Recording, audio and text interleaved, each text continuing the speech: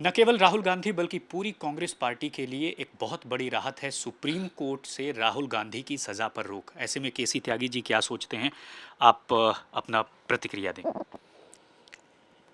राहुल गांधी जी की सदस्यता की जो बहाली होने जा रही है, जो सज़ा पर रोक लगा है, उसका अल्टीमेट नतीजा बहाली ही होगी। उसका मैं स्वागत करता हूं। और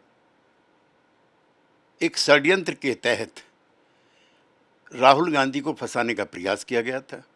ये दूसरा अवसर है जब मोदी सरकार पर सवाल उठे हैं।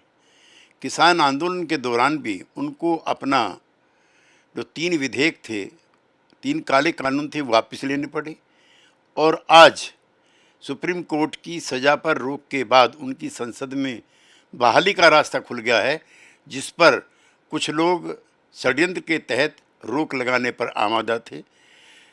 इस प्रकरण में 2 वर्ष की सज़ा देने का तात्पर्य भी यही रहा होगा कि ताकि उनकी सदस्यता भी चली जाए।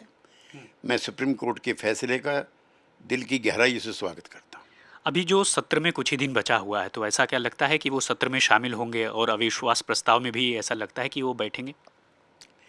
जब सजा होने के तुरंत बाद सदस्यता जाने की परंपरा पड़ी है, तो मैं चाहता हूं कि सजा बहाली के बाद भी तुरंत बहाली की भी परंपरा भी होनी चाहिए, वरना विद्वेषतापूर्ण कार्रवाई समझी जाएगी। और ये चुनाव का साल है, जनता इंडिया की तरफ देख रही है और इंडिया भारत की तरफ देख रहा है।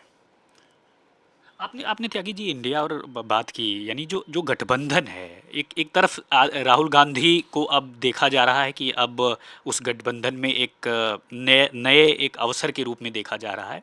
तो दूसरी तरफ ये भी देखा जा रहा है कि शरद पवार प्रधानमंत्री के साथ समय व्यतीत करते हैं। राज्यसभा की वोटिंग में रहेंगे नहीं रहेंगे, ये देखने वाली बात होगी। तो अमूमन लगता नहीं है कि कहीं ये अलग दिशा में जा रहा है या भटक रहा है, या फिर अभी जो स्थिति है वो उस तरह से नहीं दिख रही है? नहीं, शरद पवार जी हमारे इंडिया के विपक्ष के सबसे बड़े नेता हैं। उन्होंने 50 वर्ष से भी ज़्यादा, 5 दशकों से भी ज़्यादा समय सत्ता विपक्ष में गुजारा है। सभी दलों के नेताओं से उनके मित्रतापूर्ण रिश्ते रहते हैं और राजनीति करने की उनकी शैली हम लोगों से, समाजवादियों से भिन्न है। वो विरोधियों के साथ भी घुलते मिलते हैं, सत्ता पक्ष के लोगों के साथ भी। उनका प्रधानमंत्री के मंच पर जाना हमें अच्छा नहीं लग रहा है, लेकिन हम उसके और भी दूसरे अर्थ नहीं निकालते।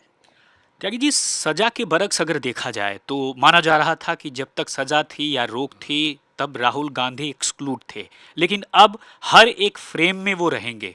तो ऐसे में गठबंधन की के बीच में इसका कोई असर पड़ने वाला है राहुल गांधी की एंट्री से या फिर उनके प्रमुखता में रोल में आने से?